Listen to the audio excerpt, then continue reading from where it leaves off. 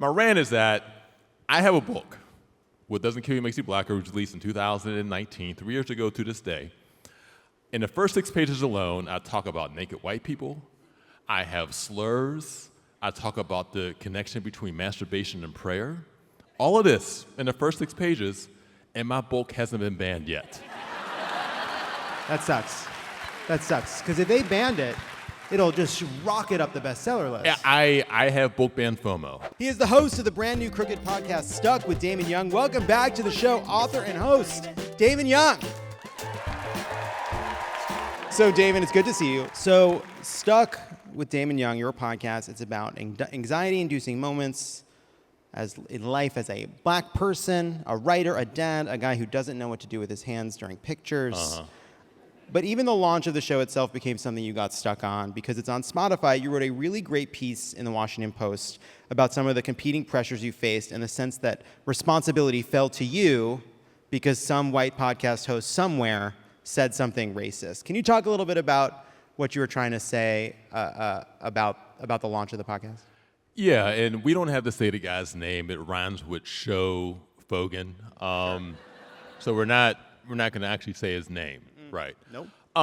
And the piece was basically about just the pressure that black people of color, but particularly black people, are faced with when white people do some fuck shit, and we are pressured to react or respond.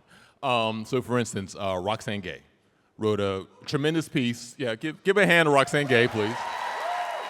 Okay. Wrote a tremendous piece in the New York Times about why she is removing her podcast from the platform. And again, I think that was brave. I think that was great. But this pressure to be the virtuous one, to be the smart one, to be the brave one, falls on us exclusively, and I reject that. Like, I don't reject bravery. I mean, you could be brave if you want to be. Sure. But I reject the disproportionate pressure to be brave. Yeah,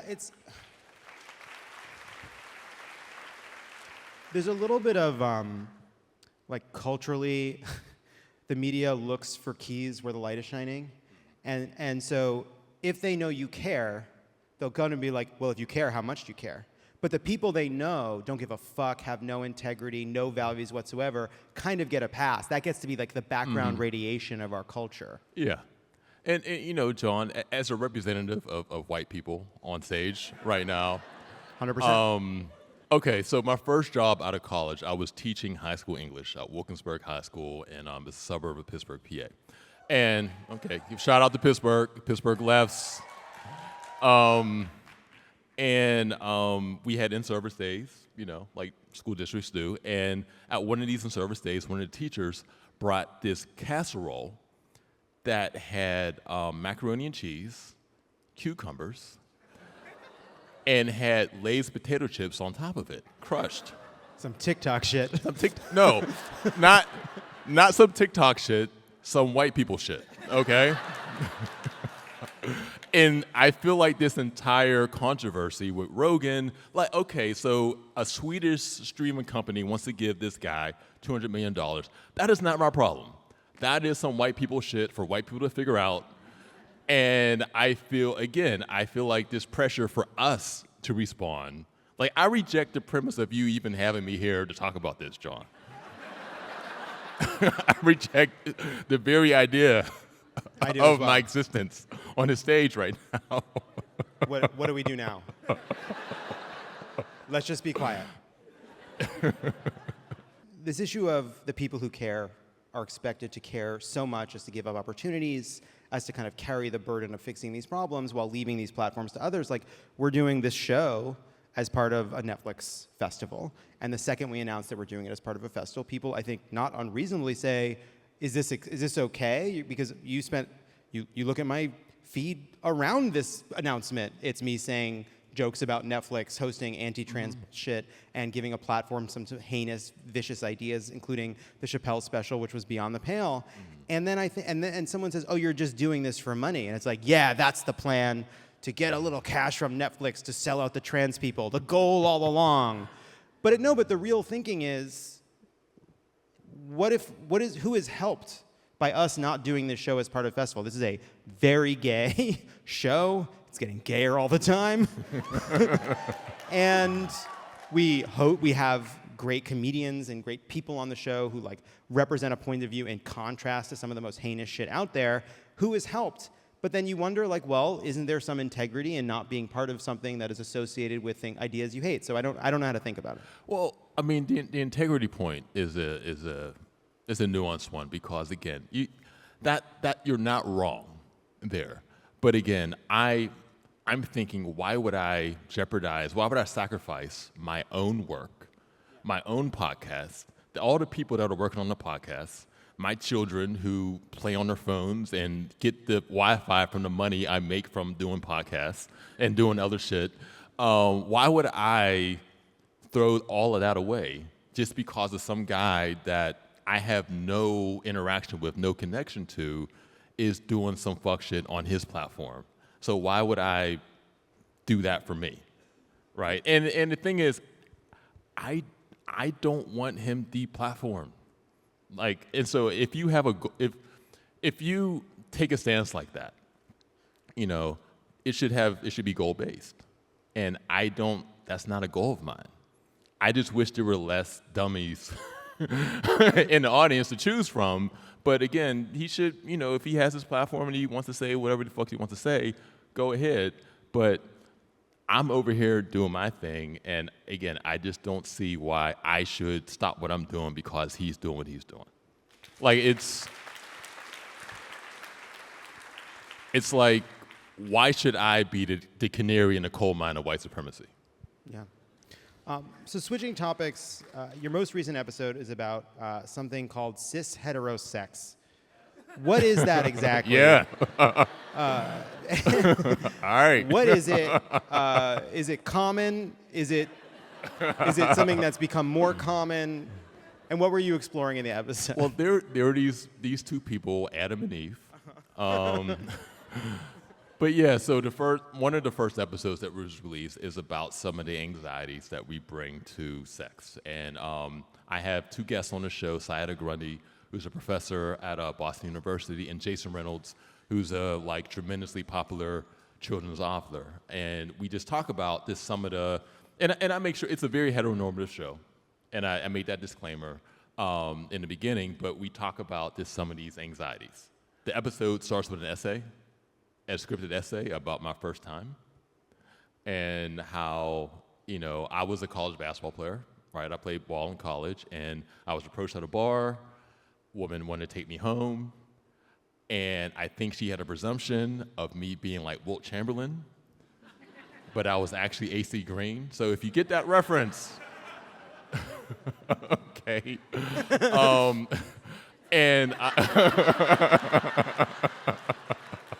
And so I didn't want to let her know that that this was my first time. So I was like, you know what? How can I convince her that I've done this before? It's like, you know what? Don't be terrible. And I was the example, the most prominent example of terrible was the song 1 Minute Man, right? And so it's like, you know what? Being a 1 minute man is the worst thing to possibly be. So let me just go for 2 hours.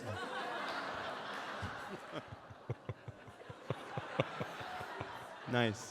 That's cool. Let me just go as long as I could possibly go so that she'll tell all of her friends, like, oh my God, this guy I brought home from the bar went for 127 minutes straight. Oh my God. Yeah. And so again, No, honestly, it's a foolproof plan. Yeah. No holes. And so the episode starts with that. And then it talks more about some of these neuroses and anxieties and tries to unpack them. And also from a heteronormative, and also, too, from a black male perspective, because there are these expectations, right, these socialized expectations of black male sexual prowess. And so I try to unpack some of those, too. And all of that shit, even at 18, it was swirling through my head, and I'm thinking about it, and it affected my behavior and affected my performance. And I am sorry if I'm not going to say her name, but if you're watching this, you know, I probably should have stopped at 13 minutes. I was watching the clock the whole time instead of paying attention to you. You know, you've seen one of those like Tom Clancy nuclear submarine, they're about to blow up the world movies, and they go to the control room, and you have one of those bright red like nuclear clocks with the red lettering. She had one of those clocks in her room. That's cool. And so the whole time, I'm just like focused on this clock. Like, okay, it's 12:13. It's 12:26. All right, good job. You're doing great. 12:39. Getting late. So, but yeah, I do think that that's what the episode is about. So, I do sometimes think that like upon like high school graduation or at some milestone, like every late teen through their 20s should carry around a little button that if it presses, it just means I don't know what's going on and I'm pretending I do. Like we just all needed that button. Like I think I'm supposed to pretend I know what I'm doing, but I don't. I'm pressing the button. It would be good. I agree. I'm with you. I need that button like right now. We all need that button. Yeah.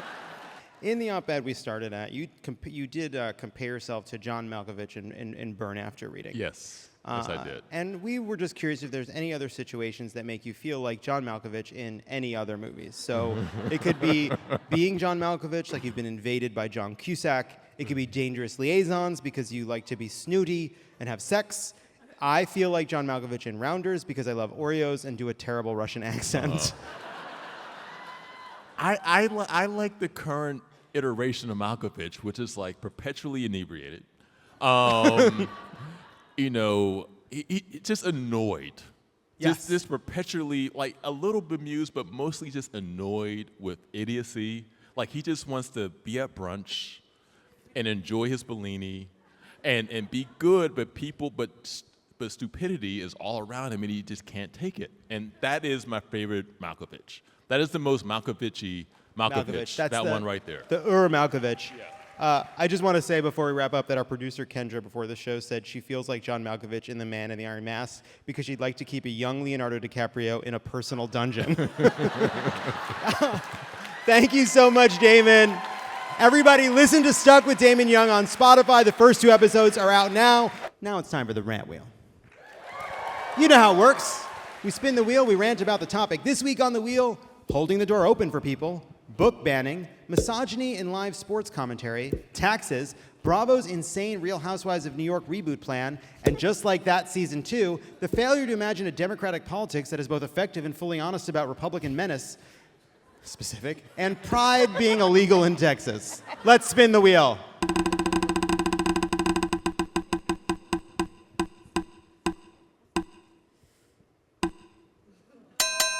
It is landed on, and just like that, season 2, which I believe Allison suggested. Welcome to this comedy concert. And might I say, season 1 was CHOTIC, chaotic, okay? And I am so excited for season 2 and to get whatever the plethora of that chaotic dish will be, okay? I am here for it. I am here for them being elders. I am here for them talking about periods with their children. I am here for all of it. I'm not here for all of it, but I'm here for all of it. Do you know what I mean? It's the most delicious trash on television, okay? And like a little rat, I'm gonna eat that trash. You're a little trash rat. I'm a little trash rat, and just like that. And just like that. Just nibbling on the became a rat. corners. People come back and they're like, did somebody eat a little bit of my end just like that? But like in a weird way. And I'm there. And it's you. Season 2. I'm glad there's a season 2. I want more. I'm in. I agree. What a mess. What a cringy mess. Yes. Make more of it. Why not? What are we doing? Nothing. Let's watch it. Let's spin it again.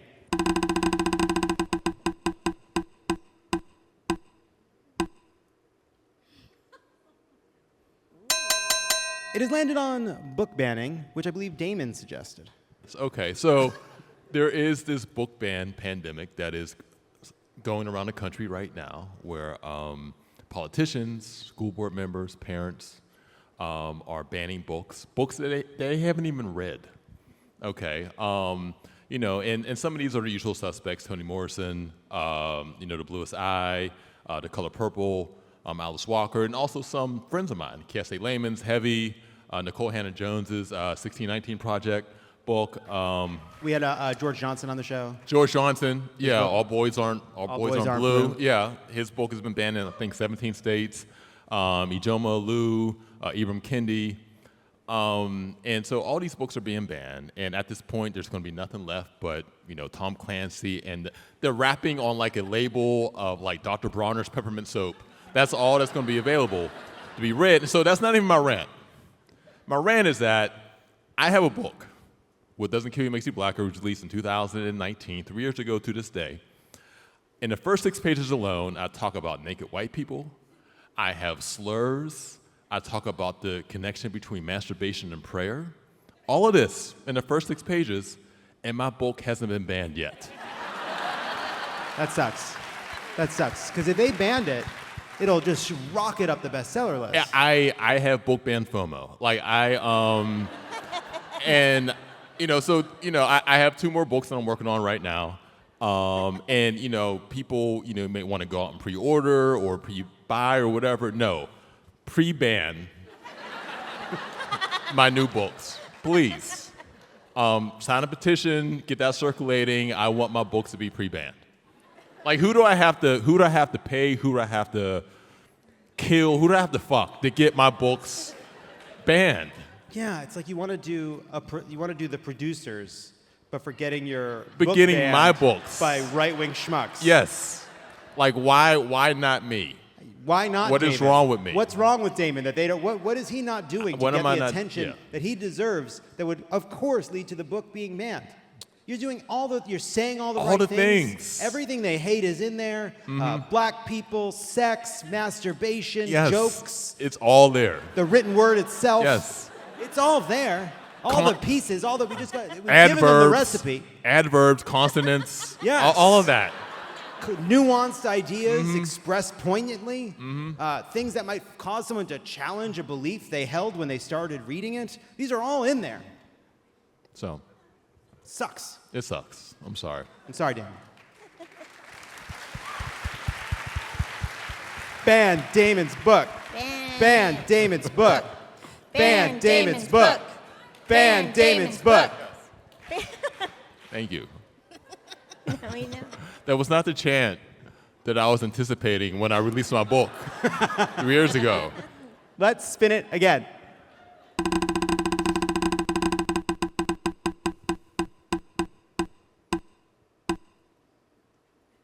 It has landed on holding the door open for people, which I believe Aparna I suggested. did. Coming in hot.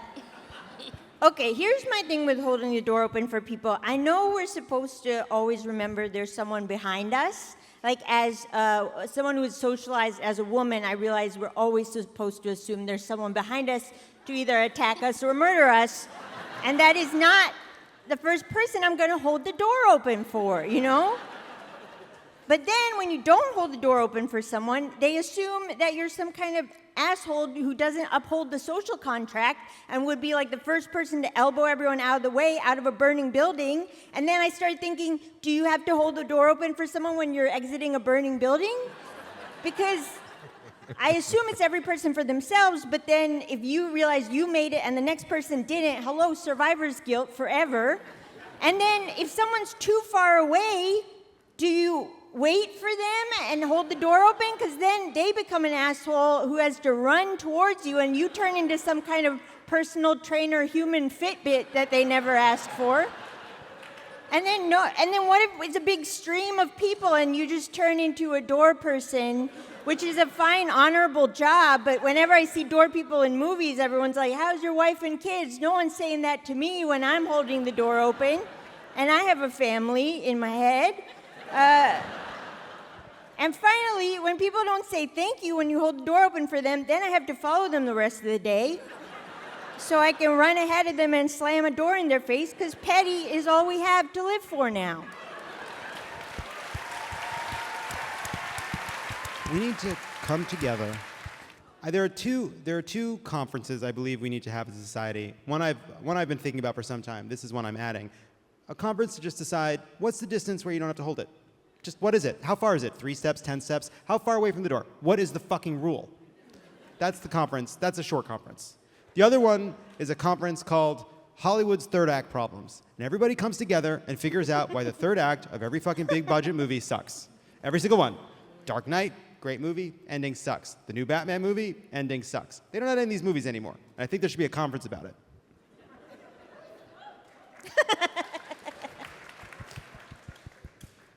I think it was too specific. Let's spin it one more time.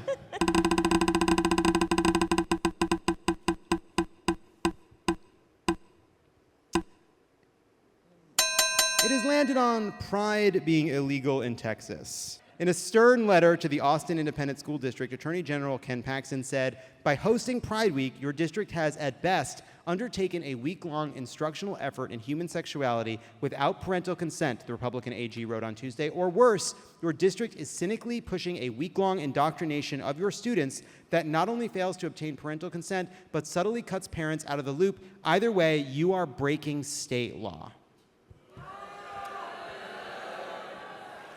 Fuck Ken Paxton.